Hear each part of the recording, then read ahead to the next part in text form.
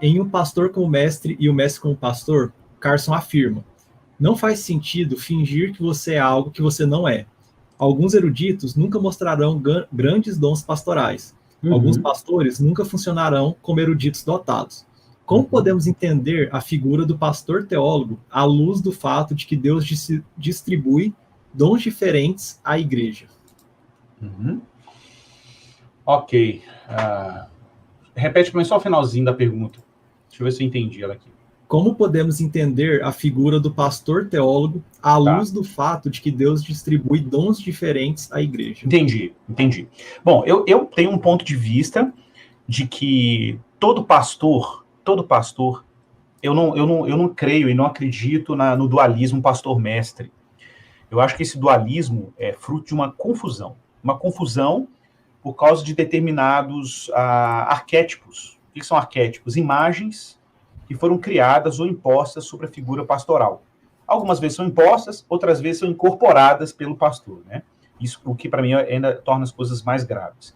Então é muito comum a gente ouvir isso no ambiente da igreja, as pessoas dizendo assim, aquele cara ali é um pastor mestre, mas quando geralmente o pessoal fala assim que o cara é um pastor mestre, ou mestre, ele está dizendo que aquele cara é o teólogo da igreja, um pastor que tem a cara que gosta de ensinar, você vê que ele tem facilidade para ensinar, mas às vezes parece que ele não tem muito aquele cuidado, né, com as pessoas, não acompanha, não tem tanta energia dedicada ao aconselhamento, às visitas pastorais e coisas dessa natureza. E aí o pessoal geralmente associa a figura pastoral, e aí bem excluída da figura do mestre, aquele indivíduo que, por exemplo, está sempre fazendo isso que eu acabei de mencionar, visita as pessoas, etc., mas na hora que ele vai pregar, ensinar, percebe-se claramente uma dificuldade com o conteúdo, com a leitura e etc. Na verdade, eu acho essa dicotomia extremamente complicada, porque, por exemplo, eu me considero um pastor de gabinete, eu gosto do gabinete pastoral, assim, eu faço um plantão pastoral toda semana. Esse ano eu sempre conto quantos atendimentos eu fiz ao longo do ano, porque eu tenho na minha agenda, né?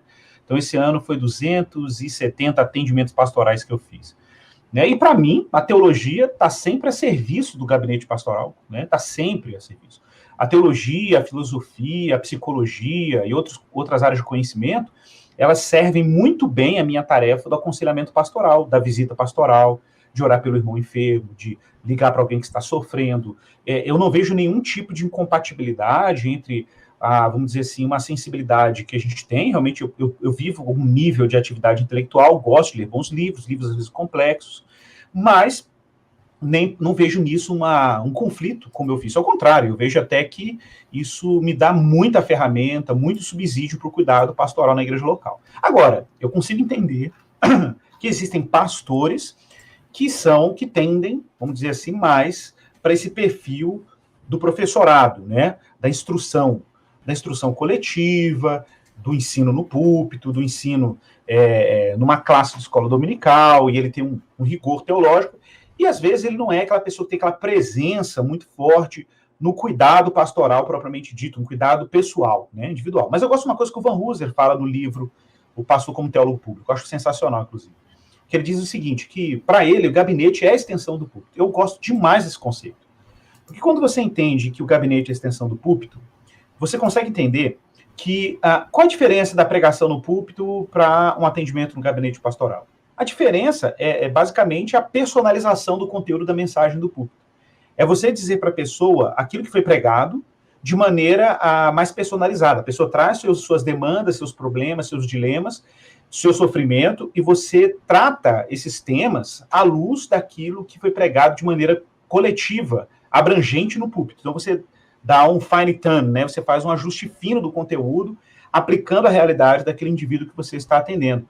Mas isso é muito diferente de um perfil distorcido da figura pastoral, que é o perfil terapeuta, que eu acho que é o que muita gente chama de pastor por aí, está muito ligado à figura de um terapeuta, né? Ou pior, a figura de um pai, tá?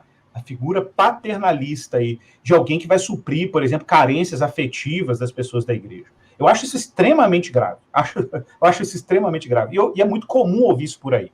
As pessoas associarem, tá? As pessoas associarem o cuidado pastoral com suprir pessoas que suprem demandas paternais. Infelizmente, tem pastores que acabam assumindo esse lugar, um lugar paternal, né? Isso não é saudável, gente, Porque as pessoas precisam não de um pai, as pessoas precisam de um salvador.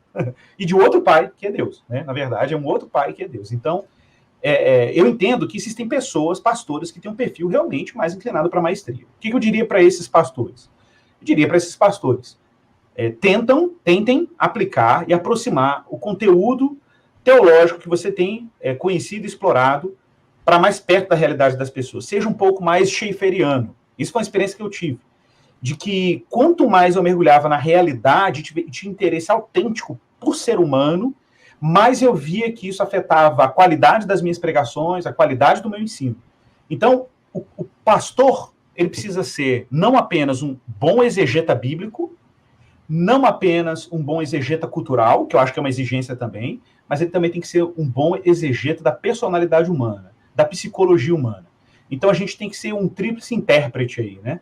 Interpretar a palavra de Deus, interpretar a cultura, interpretar a vida das pessoas. Eu acho que quando a gente entende que a gente tem que conectar essas três realidades, a gente começa a ter um interesse autêntico pelas pessoas. Não porque a gente quer, sei lá, extrair das pessoas conhecimento teológico. Não. É porque a nossa teologia fica mais encarnacional. Ela assume um tom mais relevante. Ele conecta temas clássicos da teologia, como justificação, regeneração, a ordem da salvação, seja lá o que for, trindade, com as questões que são palpáveis, concretas, da realidade das pessoas com quem nós lidamos. Então, eu acho que a igreja local precisa recuperar isso. O pastor teólogo, né, que é uma dualidade que eu acho complicadíssima, porque a gente usa essa expressão só para deixar claro, né?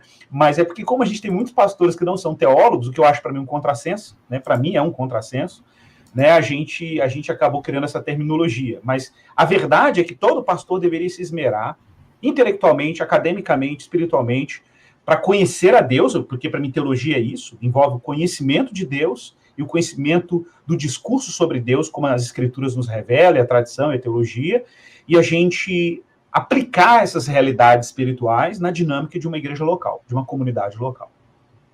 Muito bom. Essa coisa dessa falsa dicotomia, isso é muito forte, porque mesmo a gente pensando nisso, lendo sobre isso, a gente ainda fica assim, não, mas tem gente que é mais professor, tal. O Igor, que é conhecedor das línguas originais, sabe que, bem, aí uma pergunta, né? Lá em Efésios 4, quando fala lá da lista dos dons e fala dos pastores e mestres, o conectivo ali também pode ser traduzido como também, né? Pastores que também são mestres, né?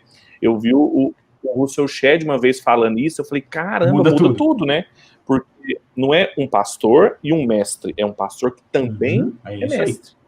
E tem muito a ver com a universidade, né? Assim, essa teologia acadêmica, que é diferente dessa proposta de teologia eclesial ou teologia pública que eles falam, né? Tem um capítulo muito bom nesse livro que a Ultimato publicou agora, o Tornando-se um Pastor Teólogo, que é do cara lá do Centro de Pastores Teólogos, né? Do Gerald Highstand. E ele faz uma tríplice taxonomia. Ele fala do pastor teólogo como pastor local, o pastor teólogo como pastor popular e o pastor teólogo como pastor eclesial. E ele fala, a diferença, é bem isso que você falou, a diferença está nos instrumentos teológicos dele, em como ele faz teologia e a quem ele faz. O pastor local tem quais instrumentos? Sermão, aconselhamento bíblico, uma aula na escola dominical, um boletim da igreja, e ele fala isso para os membros da sua congregação, mas ele não deixa de ser um teólogo, ele não deixa de fazer teologia. O pastor popular faz a mesma coisa, só que para membros de mais congregações, aí às vezes ele usa um blog, um podcast, um livro, e o que eles chamam de pastor eclesial é o cara que escreve para outros teólogos, outros pastores, e outras pessoas que têm mais sensibilidade teológica. Então, isso explica muita coisa, mas um está encapsulado no outro, né? Assim, não tem como ser um sem ser outro. Precisa ter uma igreja, é estranho ter um teólogo que não ama a igreja de Jesus, né? É isso aí. É um contrassenso, né? Não faz sentido, né? Apesar que tem uns por aí, mas... Exato. E essa coisa. E a coisa da paternidade também, meu irmão, graças a Deus você tocou, porque é muito... Principalmente nesses tempos de crítica às masculinidades tóxicas, sem dúvida. É um outro problema, aí as pessoas querem pegar um paradigma que não é o do pastor. Exatamente. Inclusive, tem um capítulo do Van Hooser aqui, eu não me lembro exatamente do capítulo, eu estou vendo aqui minhas notas, que ele fala dos estereótipos de pastor, né? E ele fala de alguns estereótipos, né? São distorções do ofício pastoral. E ele fala, o que eu já mencionei, que o pastor como terapeuta, mas tem outros, né? Sim, o pastor como gestor, o pastor como animador de plateia, o pastor como palestrante motivacional, como comediante. Aqui no Brasil tem um nome aí, alguns. Comediante, né? Então, tipo assim, cara, e é engraçado, porque de alguma maneira, o pastor tem, às vezes, que ter alguma familiaridade com a gestão? Tem que ter alguma habilidade comunicacional? Tem. Às vezes é exigido mesmo. Às vezes, um plantador, pastor plantador, ele precisa ter várias dessas competências aqui em algum nível. O que eu até acho que até um pouco de senso de humor a gente tem que ter. Pouco, eu acho até que tem que ter um pouquinho mais. Eu acho que a gente está muito formal em alguns momentos. E a Bíblia é cheia de humor. Qualquer pessoa que conhece um pouco do estilo literário do Antigo Oriente sabe disso. Que o Antigo Testamento e o Novo Testamento, Jesus é cheio de zoeira. Jesus está zoando o tempo inteiro. Só que a gente lê tão formal que a gente não percebe, né? Mas, assim, eu acho que você reduzir o ofício pastoral a alguma dessas características, a pessoa começar a falar assim, não, o pastor é um terapeuta, não, o pastor é um bom administrador, o pastor tem que ser um comunicador. Não, gente, o pastor é um mestre, um teólogo público, é engraçado porque o Van Hooser usa o Gramsci, né? E eu gosto desse conceito gramsciano, apesar de não concordar com muita coisa, quase nada do Gramsci, mas a ideia de intelectual orgânico, como sendo aquele intelectual que emerge do contexto comunitário e social, né, e que navega entre as pessoas, né, que ele retoma muito aquela ideia clássica, né, Pedro, do pároco, né, o pastor da comunidade, né, o pastor que era o cara que ia decidir dilemas comunitários, que era um generalista, o pastor generalista, que pra gente pode soar hoje muito... A gente fica assim, mas o pastor fica dando pitaco, um monte de coisa que dá sua alçada. Eu concordo que tem um limite aí, né, por exemplo, eu não posso ficar dando pitaco sobre, sei lá, se a vacina tal, YX é a mais eficiente, né? Mas a gente tem que ser minimamente informado, principalmente no nosso contexto do século XXI, né? A gente tem temas extremamente complexos, dilemas muito complexos. Eu até costumo dizer, Pedro, acho que essas 3 classificações que você levantou são bem interessantes, né? Do pastor popular, inclusive. Porque eu fico imaginando assim, um pastor lá no interior de Minas Gerais, sei lá, aqui, né, do meu estado, no interiorzão, em que as pessoas trabalham no campo, em que os dilemas não passam de coisas muito complexas, são dilemas familiares, etc. Cara, um pastor com uma formação teológica básica, sem exigências muito complexas no campo da exegese cultural, por exemplo, ele daria conta, certamente, de um contexto desse. Mas quando você vai para um contexto que se urbaniza, para um contexto que tem uma universidade local, que os jovens estão frequentando esses espaços, que a internet já chegou, eles estão consumindo uma série de formadores de opinião e tudo, o ofício pastoral se torna realmente mais complexo. Eu acho que mais do que nunca, a gente precisa retomar a noção do pastor como teólogo. Nesse sentido, o teólogo como teólogo mesmo, o teólogo como alguém que está preocupado em fazer essas 3 exegeses aí, né? E, claro, uma exigência adicional? Tá mais difícil ser pastor. Eu concordo que está mais difícil ser pastor. Mas Jesus é o Senhor da igreja, né? Então, ele cria os meios. Veja aí, o Invisible College, para mim, é um exemplo clássico disso. Né? De uma iniciativa, para mim porque uma iniciativa que emerge, né? Num cenário em que os seminários têm uma preocupação ali com rigor teológico, e que é uma preocupação totalmente legítima, né, em descrever os credos, em descrever as confissões de fé, a Bíblia, como interpretá-la, etc. Mas, às vezes, falta uma ponte que aproxima conteúdos teológicos de determinados contextos e desafios culturais. Então, que é uma coisa que eu sempre falo, que o Keller é genial, contextualização, né, que é o que? Boa exegese cultural combinada com boa exegese existencial e teológica, dá caldo. Dá caldo.